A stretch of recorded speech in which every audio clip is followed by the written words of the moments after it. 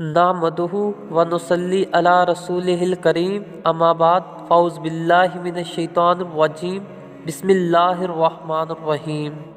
لقد کان لکم فی رسول اللہ اسوۃ حسنہ یقیناً رسول اکرم صلی اللہ علیہ وآلہ وسلم کی زندگی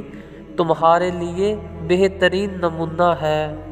آج ہم ایک ایسا ہی حضور اکرم صلی اللہ علیہ وآلہ وسلم کی حیات طیبہ کا سچا واقعہ بیان کرنے جا رہے ہیں۔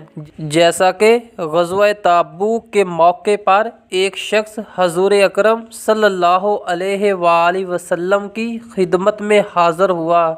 عرض کی یا رسول اللہ صلی اللہ علیہ وآلہ وسلم، میں ایک مزدور ہوں، یہودی کا کنواں چلا کر مزدوری میں جو مٹھی بھر کھجوریں ملی انہیں گھر بچوں کے پاس لے جا رہا تھا، لیکن اللہ کی راہ میں دوسروں کو بڑھ چڑھ کر عطیات دیتے دیکھ کر خیال آیا کہ میں بھی حصہ لوں، یہ چند کھجوریں مجاہدین کی نظر قبول فرمائیں۔ حضور اکرم صلی اللہ علیہ وآلہ وسلم خوش ہوئے، حضرت بلال سے فرمایا کہ یہ کھجوریں دوسرے عطیات کے ڈھیر پر بکھیر دو